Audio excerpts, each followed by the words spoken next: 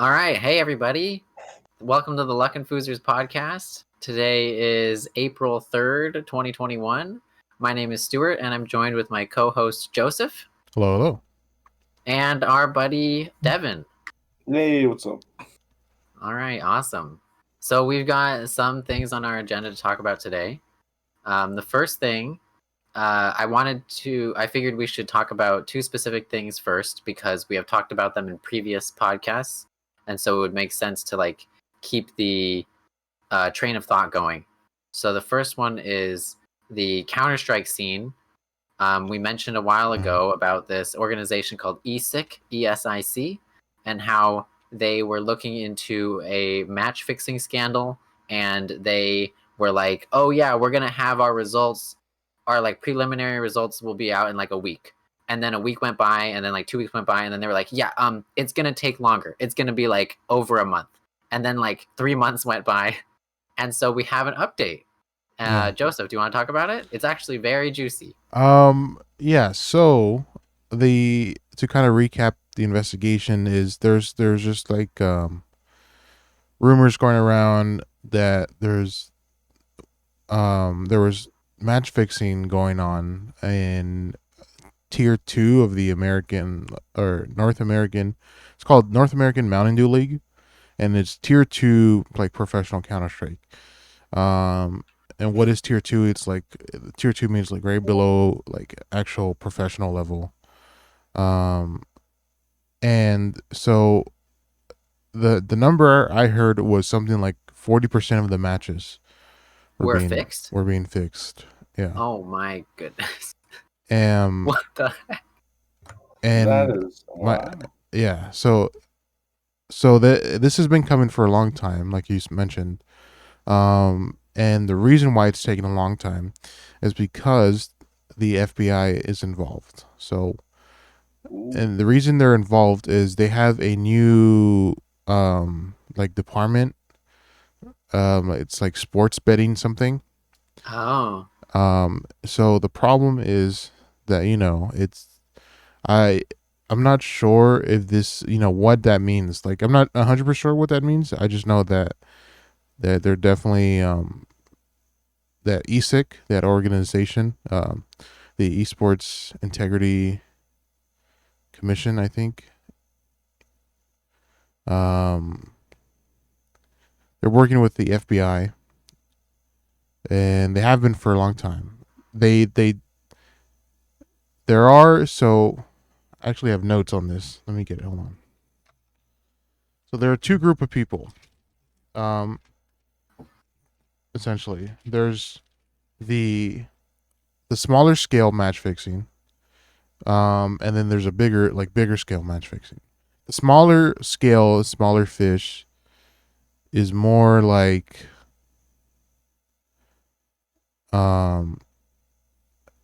people who've been doing it's classic match fixing. So it's just people who bet on their game or bet against them, I buy power. And then they throw. Yeah. And then they throw. So I bet a ton on the other team, and then I throw the game. These people, this will come out. So it partially came out already.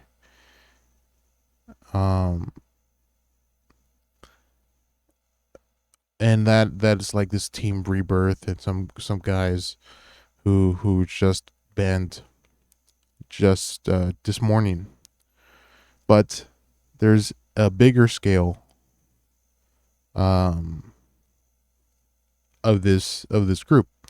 And this group that's being investigated, this is the group that's being investigated by the FBI. And it's because these players were approached from outside betting syndicates. Oh, so it wasn't an in-house throw. No, so these players were paid $2,000 a match. $1,000 and $2,000 a match to throw it. Jeez. Okay, yeah, because when iBuyPower did it, it was basically just the 5 of them and 2 other people. Yeah, it was skins or people just betting with an account on the game. Yeah. This other group does not bet on the games at all. They just take Bitcoin payments. They're getting paid to throw. Yeah, they're just getting paid to throw. and somebody else is doing all the gambling. Yeah. And so this is the group of players that are very organized and have been match fixing for a very long time. And again, there's a betting syndicate involved. And so, here I in my notes I actually have the name of the FBI. So it's called the Sports Betting Investigative Unit. So if you're interested in learning more about the FBI, the team that's looking into this, just look up the Sports Betting Investigative Unit. Okay. Now that reminds me of something that happened in I believe the 80s actually. I don't know if you know about the NBA. They had that happen. One of their referees were throwing games for the mafia. Actually, they were Wow. they were threatening him / giving him money, but if he would stop doing it, they'd threaten him. Yeah. And pretty much what he'd do is he'd just help the over under hit. You know what I mean? And they would go with a crazy bet. You know what I mean? And somehow it would happen, but just because he was calling fouls or. Oh. And he actually says still to this day, he's out of prison now. I think he went to jail for 10, 20 years, in that range. I think he got out early because of good behavior. But he said that still to this day, they still do it in the NBA. He knows referees that still do it. Wow. So, I mean, it's everywhere. It's actually crazy. I think that's why they started that, like he said, that FBI unit. Yeah. 'Cause last summer, sports betting just got illegal everywhere, so... Now they're gonna have to regulate it. It's gonna be regulated. It's not What's crazy is, like you mentioned that because that is true. Like only sports betting has only recently popped off, super crazy, esport betting. I mean, it's easier than ever now. It's so easy. And so they're barely getting into esports, but they formed this sports betting unit. From what I heard from the journalist Richard Lewis, is in 2015. Is when they formed this, and Richard Lewis was one of the that met them at that time because they came to Las Vegas, and he was working in Las Vegas. I forgot either for E-League or some Fortnite media company. Okay. But yeah, so that's what's going on. So the FBI is involved. There's a lot of memes coming from it. If we want to talk on the lighter side of things, there's this game mode in Counter-Strike called Jailbreak, and people were saying oh, these pros have been practicing on the Jailbreak maps. I saw this one meme because I think on Nuke, when you play CT side, counter terrorist side, you are the FBI maybe. Oh no, you're GIGN. No, or maybe I think it is FBI now. There's some maps where you play as the FBI, and so they were imagine waking up and these guys are at your door, and then there's just a screenshot of the in-game models. Yeah. Yeah, so that's pretty funny, but it's good to get rid of these people, because it's very, and it's gonna damage the esports scene. Definitely, we're gonna see Counter-Strike hurting from this, even in EU and NA. It's totally things are totally messed up. Just sponsorships pulling out, organizations pulling out. Yeah, it's not, and if everybody thinks the matches are fixed, they're not gonna watch them either. The Mountain Dew League was quietly snuffed out. They changed the name of it. It's now back to ESA Premier, so they lost that sponsorship, and no one even talked about it. You know what I mean? Mountain Dew just pulled out. They just pulled out, and no one said anything. Dang. But, yeah, that's not good. So it makes you messed up. I wonder if there's anybody in Europe does it then, because they don't have the FBI. They don't have people coming at them. There's an investigation going on in Australia. I remember you were earlier. We were talking about that they had some audio recordings, and that one guy kind of flipped. Oh yeah, this is for NA. So, now I can't confirm this 100%, but what I heard is the team that was during the matches, that we have a recording of. And this recording exists, and you can listen to it. It was anonymously sent to journalists, but the recording is apparently like one of the guys did it for the team, and the reason he did it, and this is like speculation because I can't confirm it. The reason he did it is they were under investigation already, and they waited like after they knew they were under investigation, they waited maybe like 2 to 3 weeks and then started throwing matches again. Like they started talking about throwing matches again. So he wanted like an out. Yeah, so he was just worried he was gonna get caught, basically, because he was like, "We're under investigation, and we're about to go throw more matches." Yeah, so he recorded this conversation, is what is rumored and confessed to ESIC. Yeah, yeah. So yeah, that's pretty much where North American Counter-Strike is, but definitely the other regions are going to get affected as well. So the other thing that was kind of in our train of thought is related to Amazon. Remember that tweet that we talked about last time of them saying, you don't really believe the peeing in bottles thing, do you? ? They tweeted that. And so now they have, today actually is when it was posted. They have apologized on their website. It took a long time. Yeah, no, it took too long. Do you know when they tweeted this? The tweet was on March 24th. So from March 24th to today, April the 3rd. 8 days. Maybe they heard our podcast and realized that they should apologize. Yeah, the Amazon, like the spy network, are gonna send Jeff Bezos to our house. But yeah, like there's lots of documentation of people having to pee in bottles. Yeah, we talked about that. There's an entire subreddit where they pee in bottles. So they've apologized, but it wasn't really a very good apology. Not genuine. So they apologized, but they like blamed the Twitter guy, and they said like, oh no, he was talking about our fulfillment centers, or people don't pee in bottles in the fulfillment center, but we realized that our drivers, it can be different. Yeah, they implied that it was like a big misunderstanding or something. Okay. But I mean, the tweet was so condescending that I don't know. But yeah, it's on. And they doubled down on it initially.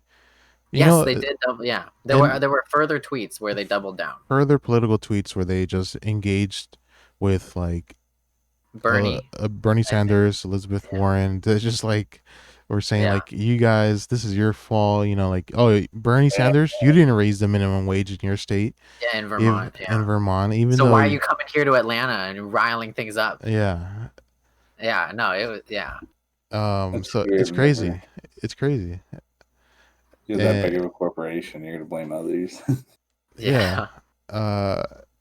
And let's see. Yeah. So our process was. So actually, I just remembered. There was an article that came out that apparently like Twitter's own like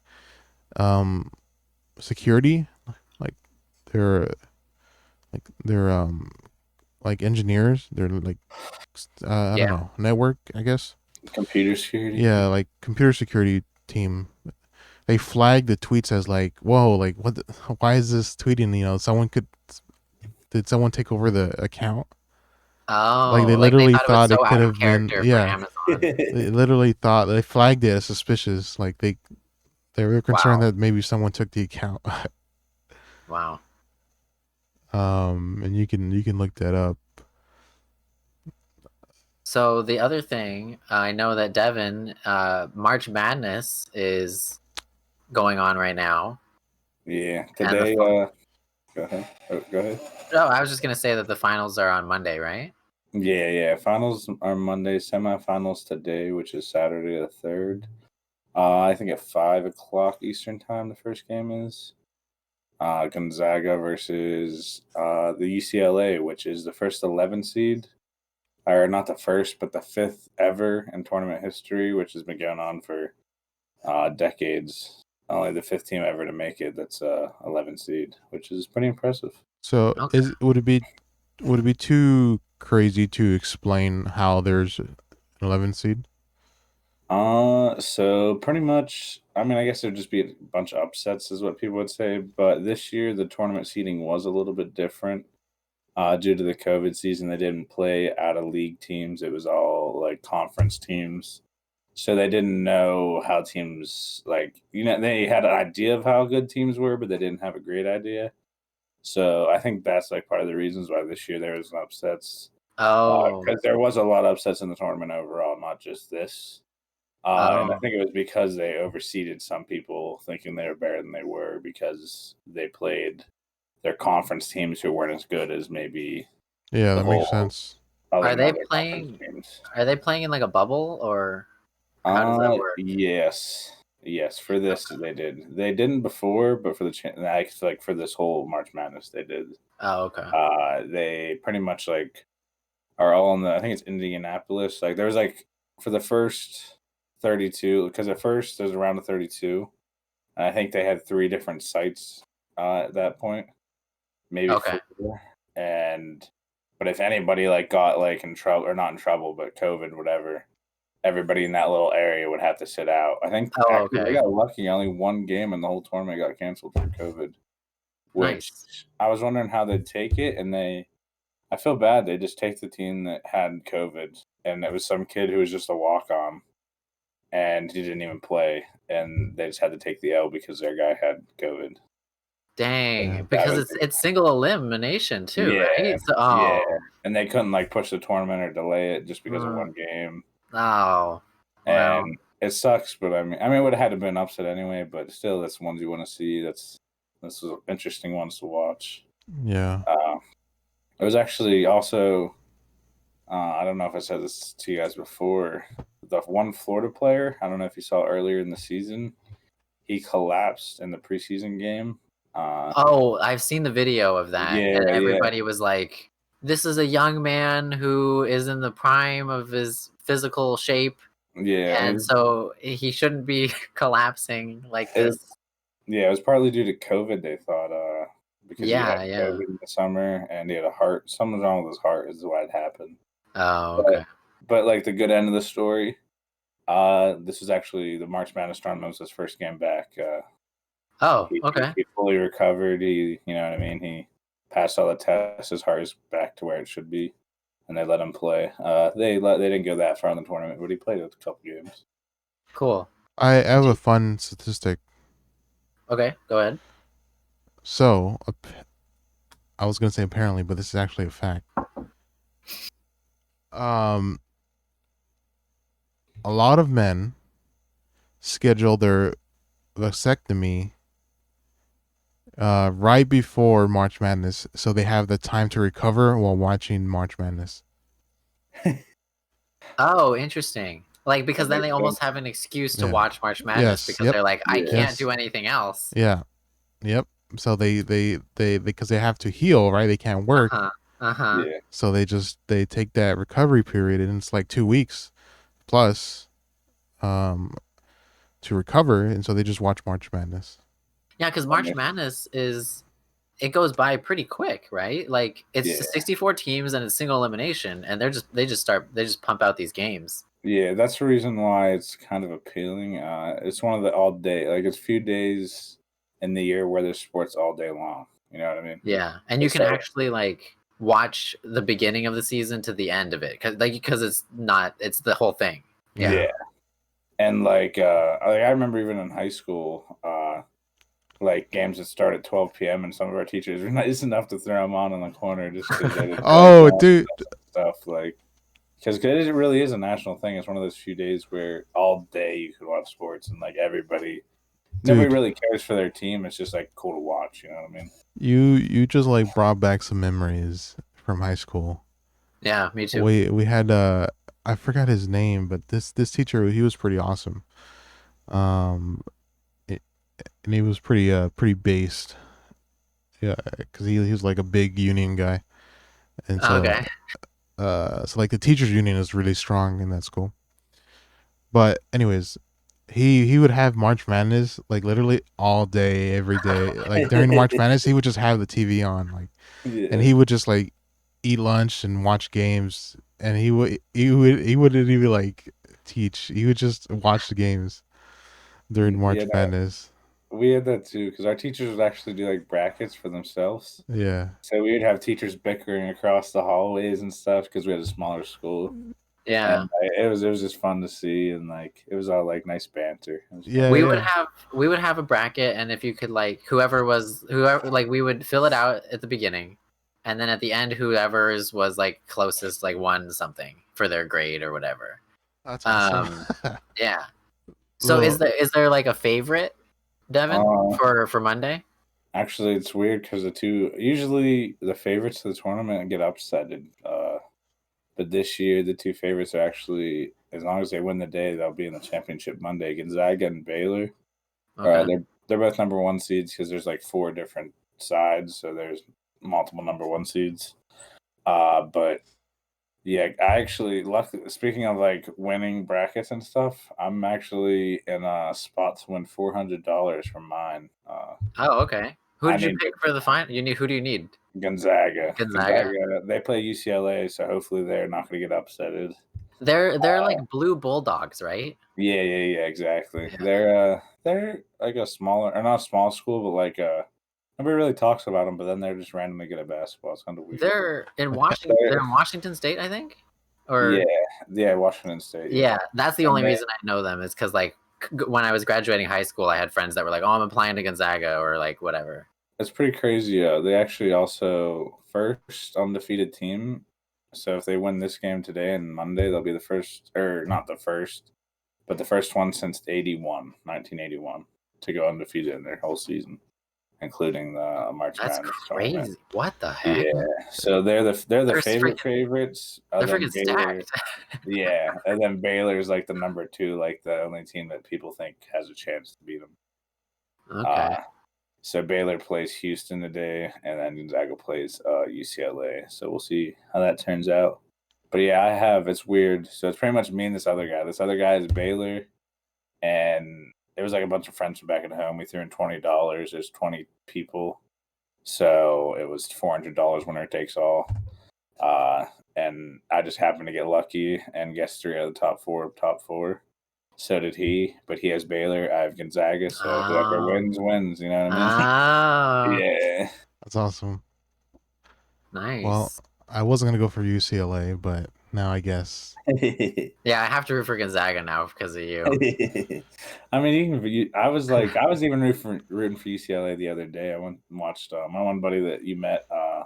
Or no, you didn't meet him. My buddy that whenever I went and met you, I went to LA before. Oh, huh. He still goes to USC, so USC played the other night. We went and watched the game together. They ended up losing, but then UCLA played right after and they won and upset it again. Nice. All right. So Joseph tried Glendronach 12 last night whiskey. Ooh. Do you want to give it a review? Have you ever had?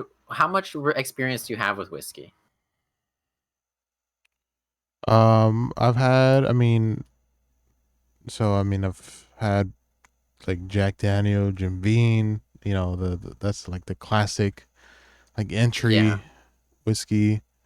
Whenever I think of whiskey, I think of like cowboys or something. I think of like Yeah. like very masculine men or something. Yeah, having it on the rocks. Just Yeah, drinking it yeah, with, like, a or cigar. yes, and they have like stoic faces. Drinking it out of a little glass, kind of like them. You just need the rocks. Yeah, I need the huge rocks. But unfortunately, do not have. There is a, like, you can buy like a meld. Is it a melder? Is that what it's called? For making like ice cubes? Yeah, for making like big ice balls. Oh, right, because it's supposed to just be one rock, right? Yeah. Yeah. But anyways, so entry level stuff. I've tried like some like dry some rye whiskey. Um, I've tried Japanese whiskey, which is the Suntory. It's all pretty like just stuff you can just pick up from like Total Wine. Nothing crazy. But yeah, this is I guess I would say the most expensive one I've tried. They Glendarock. What is it? Glendronach. Santori, isn't that one of the ones that like PewDiePie really likes? I think he likes a specific one. I think Yeah, it is from Japan though, I'm pretty sure. Glendronach. Yeah, the Glendronach 12 is what I tried. Um, and it's pretty nice. It's pretty smooth. It would be awesome if it was chilled and I had ice. It would be pretty good. Okay. But yeah, I have tried some whiskey that I don't even remember the names of at like my uncle's house and like one of my uncle's friends. Uh, they have like they spend their money on like whiskey like crazy. Yeah. I don't know. Small incentives. Yeah. Did you guys see that video of The Rock actually downing like half a bottle of tequila on TikTok? No. No. It was really random, I thought, especially for like his public figure to be drinking that much. Yeah, interesting. But all it was like some TikTok that said nobody can take a shot at tequila without making a weird face. So he literally just chugged half a bottle and then like smiled after, and he's like, "Yeah, you can." And he like that was like it. It was like it's kind of Oh weird. my god. I mean, I like it was cool to see The Rock, and like it was nice to see him do that. But I was surprised because he's like usually like a pretty PG. Tequila is guy. scary, dude. Have you ever had Ton Julio tequila? Yeah. It's really expensive, but it was I don't know. I got to try it for like 2 weekends ago for the first time. It was like I don't know. I liked it, but it wasn't like something I'd spend that money on. But I'm also not a tequila drinker. Yeah, I think the easiest drink I've ever had was probably Hennessy. Either Hennessy or Grey Goose vodka. Easiest. Huh? You said easiest. Yeah, like Ooh. easiest to go down. You know what I mean? I think Hennessy's kind of hard to go down. But Really? yeah, I don't know. I think it's like the dark. I don't know. I don't like dark liquors. So I don't really like alcohol, but one time I got my girlfriend pear cider. Okay. Sounds good. And yeah, and so I tried it, and it at first it was like a pear Jolly Rancher. It tasted great. It was super sweet. And then within like 1 second, it tasted like alcohol, and I hated it. You should try the like Angry Orchid. So apple it cider. was Angry Orchard pear. Okay. Yeah, The yeah, apple one I know is like really good. I've only bought it once, and it's because it's so good, but it's so sweet and bad for you. Like It is really sweet. like you read the calories and the carbs and stuff, and you're like, oh god. But it's so good. It's so good. Did you guys actually see Kendall Jenner? Is coming out with a tequila, and she actually got a lot of backlash about it. Backlash. Oh, Yeah, no. for people are saying they're like people are Culture. mad. Culture, exactly. Culture appropriation. Wait, She's how is not- it? See, they're saying it's like, is it Mexican? Is it like a Mexican thing? Yeah, Or tequila is like Mexican. she's saying they're not Mexican, so they shouldn't be making because she like advertises as like the best tasting tequila she's ever had, That's funny. and people are trying to say like she's not Mexican, so she'd have no idea type stuff. I mean, Huh. I don't know. I see where they're coming from, but I mean, I don't it's just know. a business. Like, Yeah, I think a lot of people are mad because they think the like obviously hers is going to sell because of the name behind Yeah. her, and then like the smaller people who might have like released a tequila aren't going to get that. A lot of actors also like have gotten into alcohol. Like, Dan Aykroyd. Sure, and then, but like Wolverine I think. Okay. Doesn't he have something? And then I think Matthew McConaughey does. maybe yeah, and then George Clooney does for sure, right? I think he sold it. And then the Deadpool guy, Ryan Reynolds, I think he has one. Like everybody, like, and I don't think anybody's giving them backlash for like Yeah. not being whatever culture. So Yeah, a lot of people brought up. I think it was Harry Styles also did a tequila recently, okay, and they were saying why didn't people get mad at him, yeah, but they're mad at Harry. I don't know. I think it's one of those like basis to basis, people to people thing. It's all weird, but it is cool to see people exploring, making new stuff. yeah. Maybe it is really good. Yeah, I mean we don't. Yeah, we have no clue. I guess it didn't even come out yet. I think it like she just advertised it like about to come out. Dan Aykroyd has the skull vodka. The skull. Oh, with the skull-shaped bottle. Yeah. Oh, I've had that. I did not know that. It hurts. It's it's very strong. All right.